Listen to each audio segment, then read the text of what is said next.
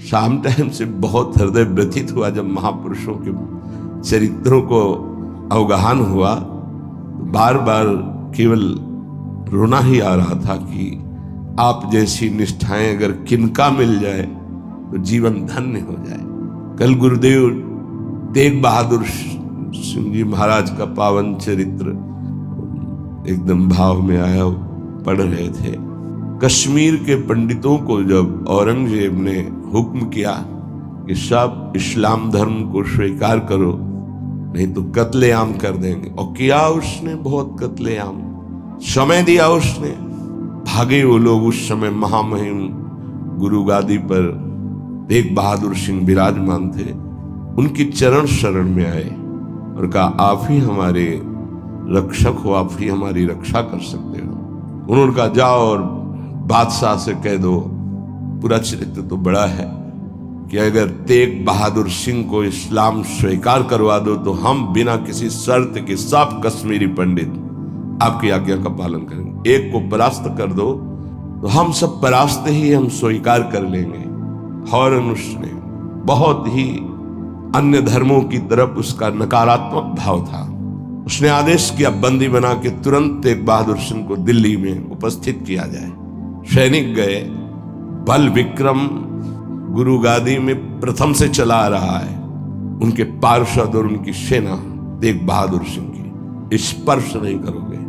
गुरु तेग बहादुर सिंह के सामने शर्त रखी कि बादशाह के सामने तुम चलते हो या तुम्हें बंदी बना के ले चले। उन्होंने कहा तुम चलो, हम सत्य पर चलने वाले हैं, हम स्वयं चल के आ जाएंगे, तुम्हें बंदी बनाने की जरूरत नहीं। बहुत ही नाम कीर्तन होते हुए, भगवत भक्ति का प्रचार करते हुए, खूब झूमते हुए पहुंचे।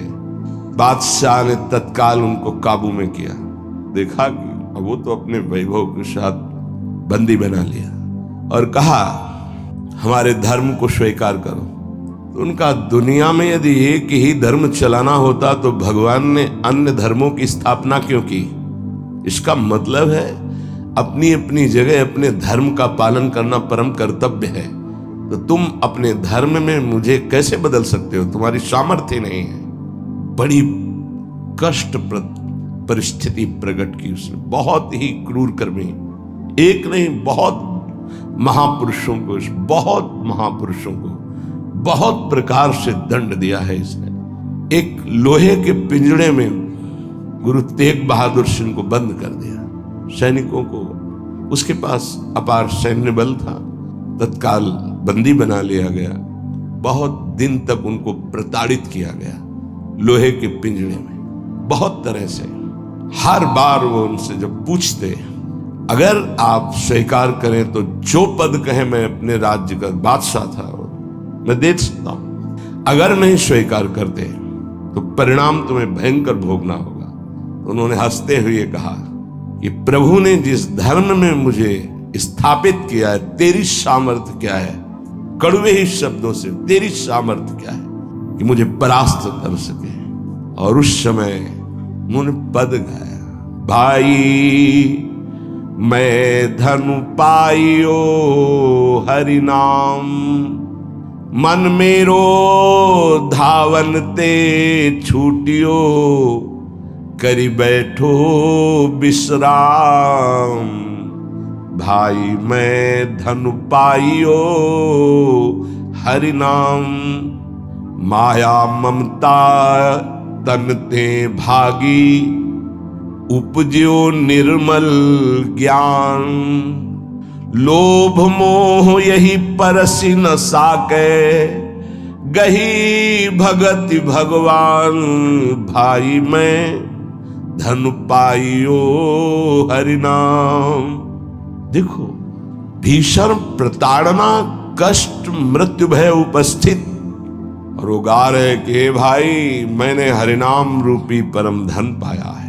मन मेरो धावन्ते छूटियो, अब मेरा मन कहीं भाग कर नहीं जाता, दौड़ भाग खत्म हो चुकी है। करी बैठो विश्राम, अब तो नाम में विश्राम पा गया है। इस तन को पीड़ा पहुंचाई जा सकती, पर मेरा अब इस तन से कोई संबंध नहीं है, क्योंकि माया भाग गई है नाम के प्रभाव से। तन से कोई ममता नहीं रह गई। उपजियो निर्मल ज्ञान। इसी नाम के प्रभाव से निर्मल ज्ञान का प्रादुर्भाव हुआ है। लोभ मोह यही परसी न साके, गही भगति भगवान। कोई भी तुम प्रलोभन दो, हम मेरे मन को नहीं लुभायमान कर सकता, और कोई भी भय दो तो अब मेरे शरीर का मोह नहीं, क्योंकि मेरे हृदय में भगवान की भक्ति जागृत हो गई है। जन्म जन्म का संसार चूका, रतन नाम जब पाइया।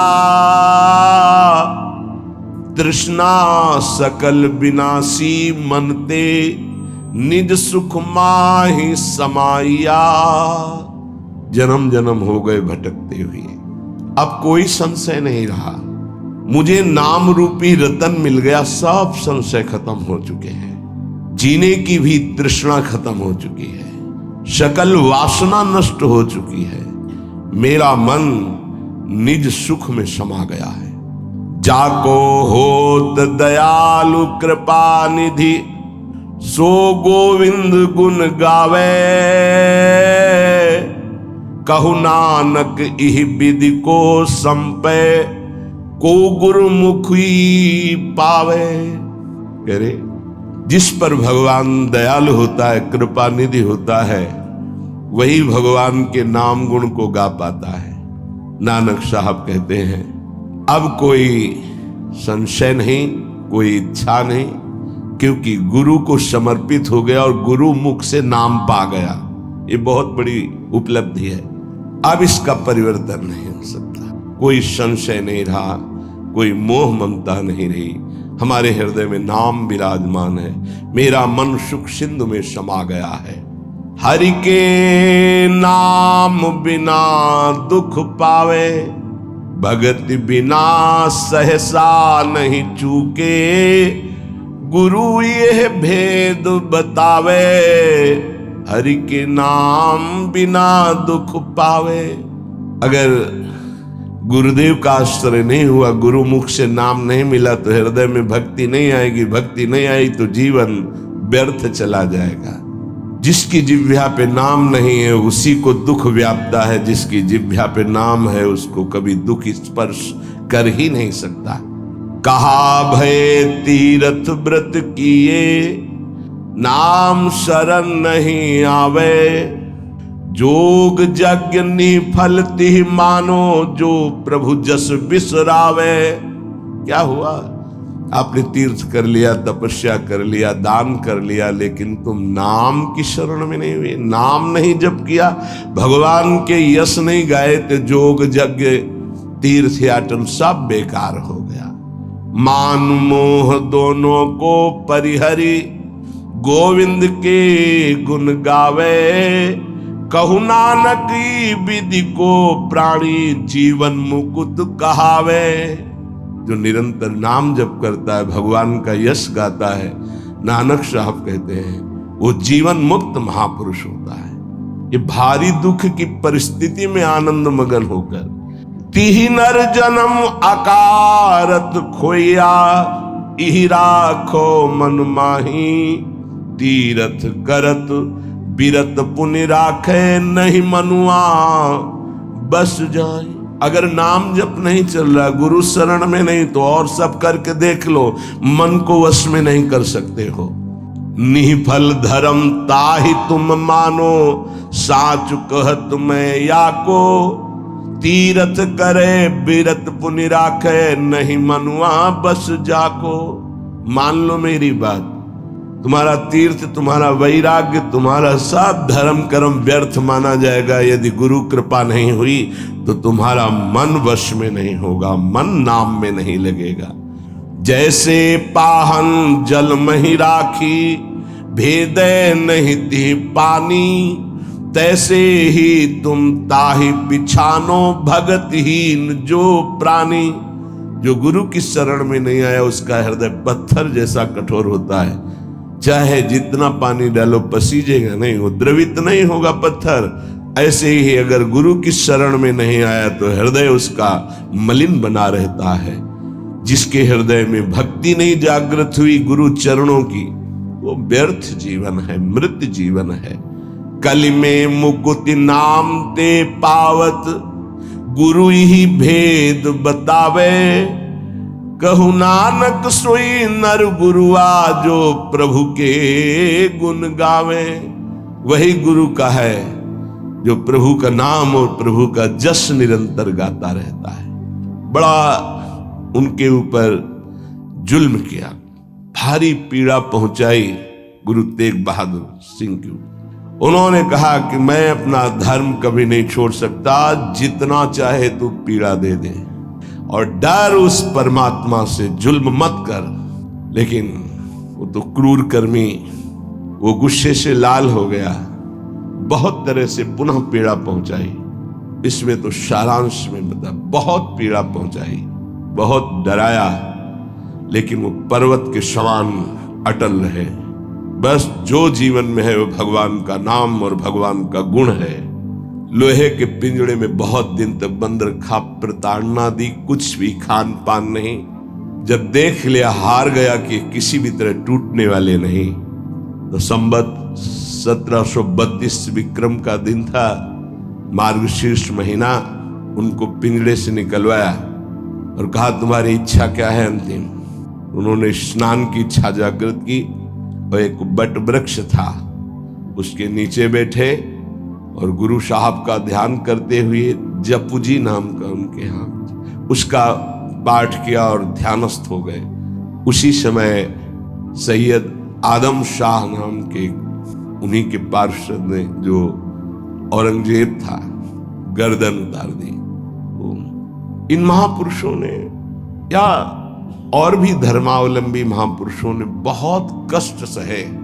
सोचो जरा, अगर ऐसी थोड़ी सी भी बात प्रतिकूल हो जाती तो भगवान पे संशय कर लेते। जरा इन गुरु साहब महापुरुषों की बात जरा ध्यान देकर देखो, अपने धर्म को नहीं त्यागा, भयानक पीड़ा पाई।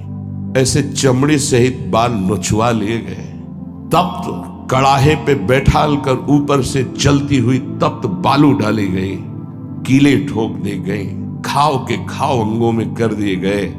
कभी आह नहीं, अपने धर्म से नहीं टूटे। बीच से आला चौराहे पर खड़े होकर के चलवा दिया गया, आला चलवा दिया, आराम आराम से, थोड़ा थोड़ा ऐसे रोक रोक करके, लेकिन शब्द है राम राम।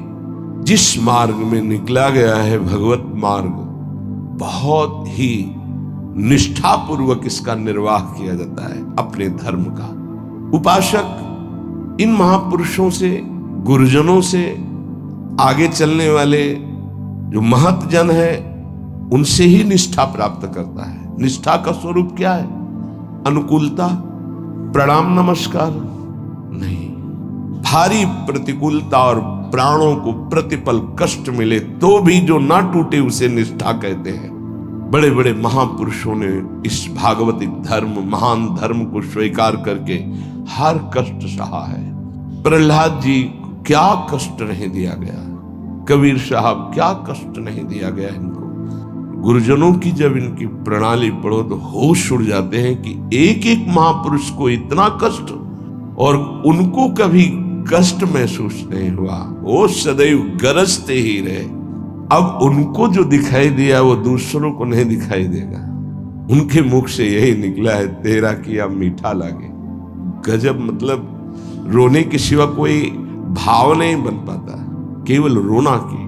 कितनी सामर्थ्य इन महापुरुषों में है कि ऐसी स्थिति में भी प्रभु से प्रश्न नहीं है, और सामर्थ्य इतनी कि भस्म कर सकते हैं। इतना भजन का तेज है, पर उन्होंने कभी कुछ नहीं प्रतिकूलता की, चुपचाप सह गए, प्राण त्याग दिए अपने धर्म, अपनी निष्ठा पर। अपने लोगों को इन महापुरुषों से एक प्रेरणा मिलती है कि काम, क्रोध, लोभ, मोह, मद, मत्सर, भूख, प्यास, सर्दी, गर्मी, मान, अपमान, दुनिया के जितने द्वंद्व हैं, ये सब एक साथ टूट पड़े तो भी हम अपनी निष्ठा नहीं छोड़ेंगे। उपासक देखो, अनुकूलता होती तो जय जय, प्रतिकूलता होती तो भाग पड़े। तुम कायर हो, भगवत मार्ग के शूरवीर थोड़ी हो। नाम जापक धर्मनिष्ठ उनकी जय जयकार की जाती है। आप अविनाशी भगवान के अंश हैं। ये शरीर छूटेगा, आज नहीं तो कल छूटेगा। अगर धर्म में छूटे तो इसकी जय जयकार है, और अगर भोगों में छूटे तो बहुत ही जीव सब छोड़ रहे हैं भोगों में। धर्म निष्ठा का तो जिनका हमने पद सुनाया था पलटू बाबा का, मची नाम की कीच, इनका ऐसा प्रभाव था कि जहां ये नाम उच्चारण करते रोए बिना कोई नहीं रह सकता था। ऐसी करुणा थी इनकी उच्चारण करने में। पर इनसे भी द्वेष करते थे लोग, इतना द्वेष किए कि एक दिन ये रात्रि में कुटिया में सो रहे थे, इनकी कुटिया में चारों तरफ से आग लगा दी। भौतिक शरीर तो वहीं दिखाई दिया, लेकिन भक्तों की मंडली सहित जगन्नाथपुरी में सुबह पाए गए। पार्थिव शरीर तो अयोध्या में ही रहा, पांच भौतिक जो कुटिया में जल गया, और वो दिव्य शरीर से जगन्नाथपुरी में भक्तों की मंडली के बीच में पाए गए। तो वहां उनसे पूछा कि आप अवध से कब आए? तो उन्होंने सुबह कहा कि आज ही रात्रि के आए। इतनी जल्दी कैसे आ गए? बोले अवधनाथ ने भेज दिया है। वहां पलटू नाम का एक जो शरीर था वो जल गया। तब पता चला कि दिव्य देह से भक्त मंडली में विराजमान। ये निष्ठाएं ऐसे कोई थोड़ी कि जहां फूल माला चंदन इत्र खुशबू खान पान जय जयकार प्रणाम नमस्कार तो आप धर्मनिष्ठ हैं, और जहां प्रतिकूलता तो आप बदल गए, इसे निष्ठा नहीं कहते। जिस सर पर मनोपुष्प और दुग्ध का अभिषेक हुआ पूज्य पादुड़िया बाबा, उसी सर पर 6-6 इंच के गड़ासे चले। ओम पधार गए। इतनी सुकोमल देह ठाकुर हरिदास जी की, महामंत्र जोर जोर से लाखों की संख्या में जपने वाले महापुरुष 22 बाजारों में मार कोड़े जल्लादों ने खाल नोच ली, लेकिन हरि बोल के सिवा शब्द नहीं निकला। इसे कहते हैं निष्ठा। यहां जरा सी कामना पूर्ति नहीं हुई, भगवान पर श्रद्धा हो गई, ये कोई निष्ठावान है? ये निष्ठा कैसे जागृत होती? सिर्फ गुरु कृपा से। जहां गुरुजनों की महिमा पढ़ी तो गुरु कृपा से। गुरु कृपा का स्वरूप क्या है? जो नाम प्राप्त हुआ है यही गुरु कृपा है।